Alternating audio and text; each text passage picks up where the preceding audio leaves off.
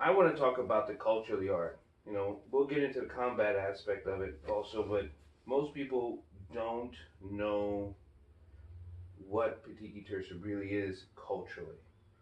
So Right. let's talk about that because I think that's more important than the punching in and the other stuff. Yeah. That's why I'm here in United States, that promoting the art of Petiki Tirsia, and encourage people that to be part of our training. And the training aspect, the training is one aspect of Petiki Tirsia, and involve technical and different parts of of application. And of course, beyond that, in a culture aspect, we have to focus on the philosophy and the principle of the art, because it's like, I think it's nowadays, it's everybody, like nowadays here in the States, that their major focus on the trained martial arts because of the technique, Yeah, not for the and culture. they forget about the culture, they Mhm. forget about the philosophy, they Yeah. forget about the principles. What is the art is, and then what is the art is all about. So we encourage people that they have to learn, if they involved here, so they learn not only the technical part of the system, but they understand the culture.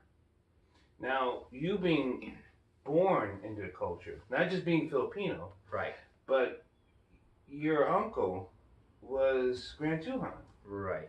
So that had to have been, you know, the the day you started training. Let's talk about that. I mean, I mean, that was it when you were born out of the web. You about how old were you? So this time, I was 10 or 11 years old. My involvement in Petiki Tirsia, I learned directly to my uncle Grand Tuhon. At the time, he was like travel back and forth, in the U.S. and the Philippines Mhm. for And that was in the 70s. yeah, yeah. No, I think it's yes, I think it's 80s. Mhm. Yeah, I think it's 80s. So he traveled back and forth, in the Philippines to do his business thing. So that's why I grabbed the opportunity to learn from him directly. And the only thing that I learned from him is like, okay, because I keep begging, that, oh, I want to learn that. Please Because hit me. yeah, Hit me with a stick. because I always Or like, stab me with a knife. I said, I want to learn. I said, okay, so you pick up the stick and you just swing there for an hour. So I took the stick and then keep swinging for an hour, and they said, okay, don't stop until your hand get bled, so it's bleeding. So my hand was bleeding the time, and they said that, okay, so your hand is bleeding, okay, you stop, wipe your hand and do your footwork. So I did my footwork for an hour again, so that's nonstop, until if you are a little kid, so I mean, your endurance is still there and you're not get tired No. easily, right? Mhm. So I keep doing it again and again. So I think it pushes me and it encourages me to be my involvement in Mhm. the Tertia, that okay, I need this, and then someday I want to focus on this and propagating the art around the world. So that's my vision at the time, and it happened. Around the world, we'll talk specifically about the United States. We have complacency here. We have people who don't have a. They need to be told a passion to have. Right. Is that a difficult thing that you find in the United States to teach through, or that people come to you without? I mean, how do you see that, and how do you? Because we want to help it. We, here in New York, we are trying to promote the art, the culture, and the philosophy, and yet people are still missing it because they just don't have the passion. Because I can say that it's majority here in the U.S. I'm not saying all the people here in the U.S., but it's majority. That of course the competition of martial arts is very high here because of, I can say, very common, and they want to compete. See, there's a lot of sports stuff here. Yes, sports competition. Yeah. It's a different thing. Yeah. Yes. It's a different between the sports-based martial arts and the combative art. Correct. Yeah. It's a different mindset, different vision, and different perspective. And I know that's hard to put on like a little banner. Yeah, like... that's why I during the seminar, and it's during the seminar, I always remind people like, okay, gentlemen, ladies and gentlemen, that this art that you involved with, I'm not promoting the sports. I promote combat, I promote survival, I promote, the culture perspective of as far as the art is concerned. And if you want to learn here, I see to it that your focus and your dedication is 100%. Because if your dedication is not 100% and you come here just for fun, then I see to it that you cannot handle the training, because from the beginning, I put you an hour of footwork, I put you an hour of swinging the sticks. So if you don't have patience and your body and your mindset is weak, then you give up.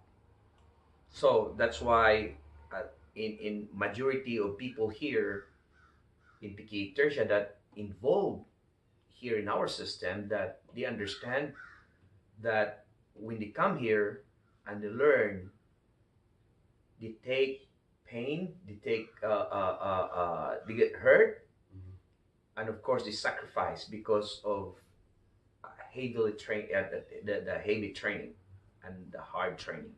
So I mean, that's the only way to develop the strong mindset of the students. Right.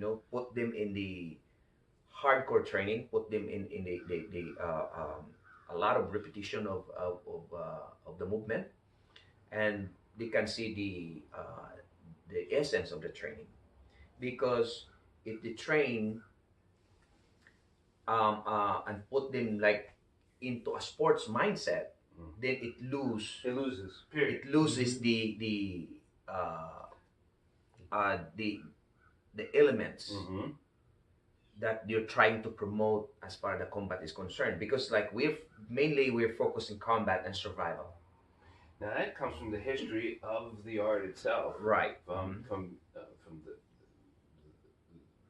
the Spanish coming through, the Japanese coming through, and if you look at the history of Kali, so in the Philippines, we have three major wars there in the Philippines, and in the First World War, American War, and the Japanese wars. So the art has been tested already. The Filipino Kali combat, has been tested and preserved. Yeah. And that is effective because we use this for three major wars in the Philippines, and until now it is spread out around the world that a lot of military and law enforcement involved in this type of training. Now you invite people to the house in the Philippines. They come on down and train. How many times do you have a session there per year that you invite to camps? So we have 8 hours every day of 8 to 10 hours every a day of training. So especially in the camp in the Philippines, like a mastery camp, so we have 7 days but 10 hours a day. So meaning everybody required to wake up like 4:30 in the morning. Let's get it going. Let's get 4:30 in the morning, and get ready to train at 5 a.m. until 9 o'clock p.m. Not a problem. Not a problem. So that's why I keep remind people that that's the only way that to focus on. If you learn something strong and you want to become effective, Mm-hmm. you have to know, and you have to sacrifice the how much time that you have to put on the training. Now, we've talked before about love, compassion, but we also know that people have come to you when they've had hatred in their heart for revenge. How do you deter? How do you work with that? um, I've been experienced that people, come and to learn, and they want to ask training because they want to revenge to other people. But I won't encourage that, first of all, because um, this art is mainly focused to teach people and a good intention Mm. that if you want to involve the training, you'll make sure that from the beginning, I have to talk to you that, okay, this training, and if you involve in this system and this art, this is a life preservation. Mm-hmm. You're gonna use this for a between and death situation, to protect your family, to protect your loved ones, and to protect yourself. Protect the community. Exactly. Yeah. So it's not like, okay, you learn this and to hurt people. I'm not encourage you to do that, because we encourage that if you want to involve in this training, in in our community, especially learning the art, Mm-hmm. you have to understand the philosophy, you have to understand the culture, you have to understand, your responsibility being part of the system. Yeah. You gotta clear that oppressed mind, that encaged mind, that sorrowful heart. You gotta wipe all that clean, and it can be done through training. Of course. It absolutely can be done through training, education, Right. and development. And so we're so glad to have you here. I know you're gonna be in the States for a little bit, Right. but Tuhone, thank you. Of course.